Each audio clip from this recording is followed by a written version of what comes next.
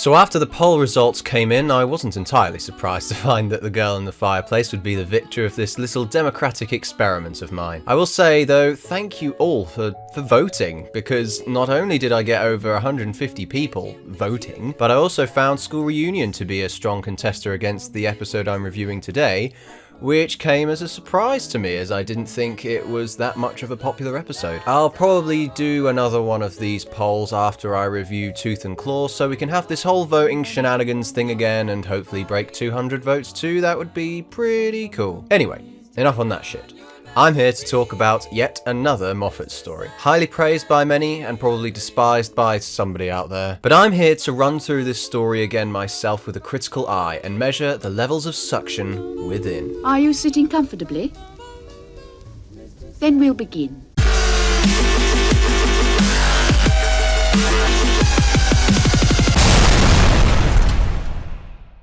Are you sitting comfortably? No. From the offset, we are given plenty of exciting details laid within this story. The first shot is of the night sky, hinting at space and time being interwoven with the Rococo-style building placed underneath it. Panic is seen as the French retreat from the soon-to-be-revealed enemy. Romantic ties between a highborn woman and a mysterious watcher. Madame de Pompadour is seen literally staring death in the face, the fire and destruction that comes for her this night. The broken clock indicating that time literally is coming to an end, and the girl shouting at her fireplace.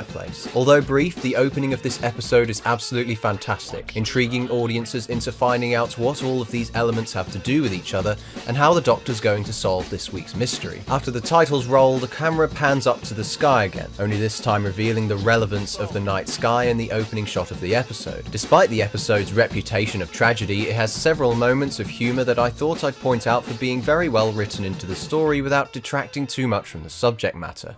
It's so realistic. This rather funny line from Mickey displays that despite his numerous encounters with alien life forms, he's still bewildered by the fact that there's a whole universe out there to explore. This humour gets backed up even further when the Doctor says he checked the smoking pods despite Rose's suggestion that they were on a fag break was meant to be a joke. The music helps deliver the humour too, for example when the Doctor disappears for the second time and the other two are left to explore the ship, as well as when we first see the horse bothering the Doctor across the ship. We then jump straight into the main crux of the story when the team discover the 18th century mantelpiece just placed bizarrely on board this spaceship. Once again, Moffat introduces the mystery of the story brilliantly by playing on the impossibilities of science fiction writing. Like when the empty child impossibly starts manipulating the world around him, we are presented with another impossibility, that there's a room behind this fireplace that doesn't quite make any geographical sense. Stanley Kubrick created a similar effect by placing impossible doors in his film The Shining, but in this episode of Doctor Who, it's handled more like a child with an imaginary friend, something that is quickly accepted and left as a bit of a mystery until the end of the story,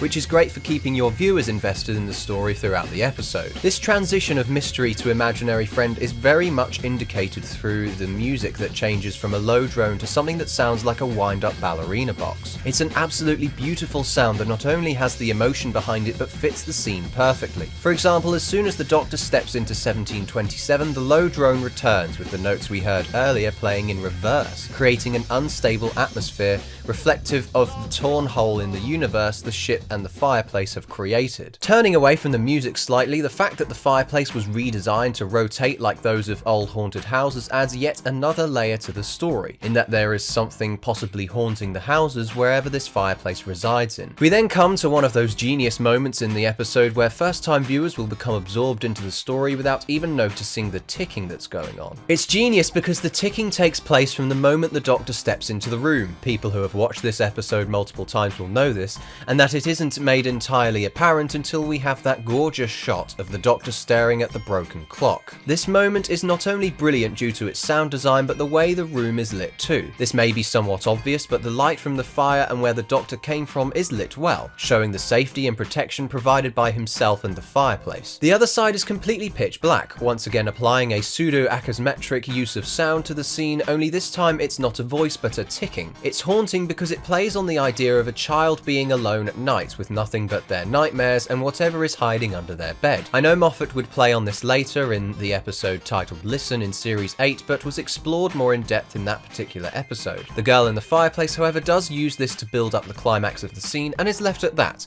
which I'm fine with as it contributed to the scene very effectively. The first Clockwork robot is then revealed after being discovered hiding under Renette's bed, and I really appreciate the effort the costume designers went into in order to make this robot look as true to the period as they could. It may have been pulled from a costume cupboard for a previous BBC period drama, but what I like the most about the Clockwork droids is the untraditional way they speak. The two main robots of the show, the Daleks and the Cybermen, have lights on them to indicate their speech, whereas this robot has absolutely no indication whatsoever. Not only that, but the Cybermen and Daleks, as I've known them in their revival incarnations, have biological elements within them. When it is revealed later on that there is nothing beneath the costume but machinery, that makes them not only that little bit scarier to know that there is no hope of reprogramming this machine to stop them from taking Renette's brain, but also gives out a fairly justifiable reason why the crew were used to repair the ship. To top all this off, all of these ideas have come from the first 10 minutes of the episode, which not only demonstrates how dense this story is, but also how much effort the showrunners put into this particular episode. We have another funny moment with the Doctor after finishing up a bit of mouth-to-mouth. And I just snogged Madame de Pompadour. Which kind of makes me wonder why on earth he went back there in the first place, but never mind, here's a funny horse. Later on, the Doctor feels around Renette's brain, and I would like to know, somebody who's watched the original series, if the Doctor had mind-reading abilities before David Tennant's incarnation as the Doctor. I don't have a problem with it, I just want to know more regarding how it manifests itself, because to me it just feels a bit too much like a gimmick that the Doctor had in order to forward the plot. I like to think that the Doctor could tell what the characters were thinking alongside their motives just by knowing them because he was that smart. It doesn't help either that Renette is able to tap into the Doctor's memories without a single explanation as to how this is possible. I could probably excuse the Doctor's ability based on the fact that he's not human, but I guess we're left to assume she's just that smart, right? Whatever, Moffat. Whatever.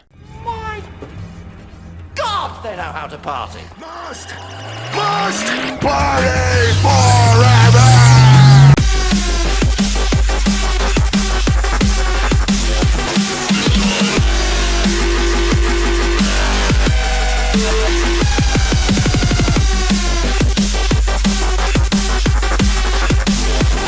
All party jokes aside, the Doctor's arrival back on the ship is probably the peak of the comedy in this episode. From unforgettable lines like, "Oh, look at what the cat dragged in, the oncoming storm." and who could forget, You're Mr. Thickety, thick face from Thicktown, Thickania.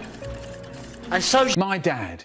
it's just Tennant's semi-drunken performance and Rose's reactions that just make this section so entertaining to watch. Speaking of Tennant's performance, I really hope it was David's choice to put on an English accent for his incarnation as the Doctor, because if not, why is Capaldi allowed to have a Scottish accent? I mean, I don't really mind which accent it is, as long as I can understand what the actor's saying, but it's just strange. Maybe it's something to do with the head writer not being Scottish. Rose and Renette have a sweet conversation about what roughly is going to happen in 5 years' time before she gets upset about the whole affair and then boards the ship. The contrast between the past and the future can be no better seen through Renette's incongruous placement on board the ship with the tied-up hair and the period costume. Not only that, but the painful screams that can be heard before her must be nightmarish, but Cosmic Owl style, as she knows that this is her future in 5 years' time. On a side note, I do kinda wish that Rose had been a little bit more bitchy about the Doctor being so insistent on seeing Renette. His devotion to her was so strong that he would have stayed on Earth for 3,000 years,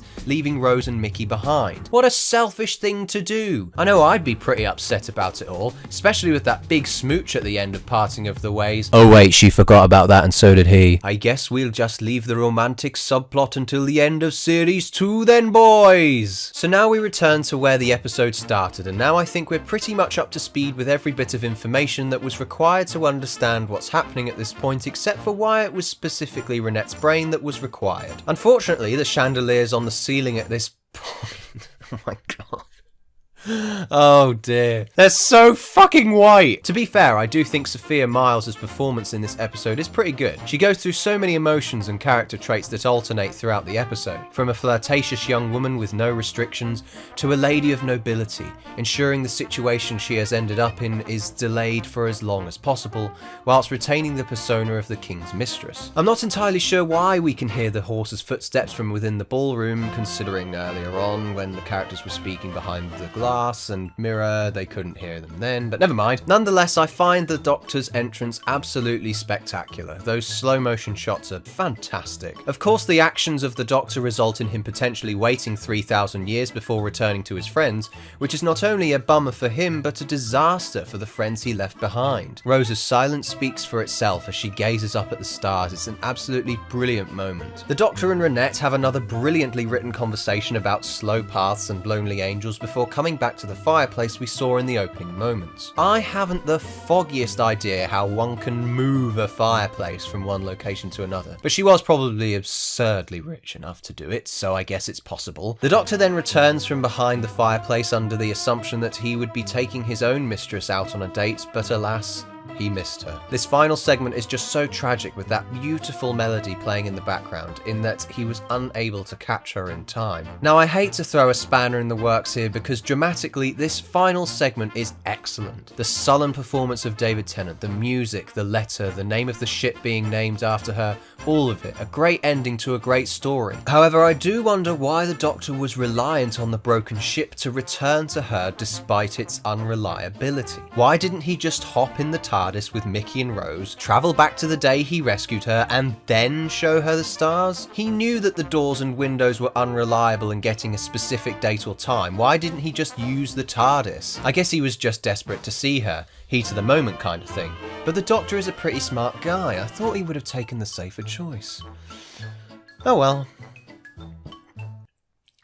So, did it suck?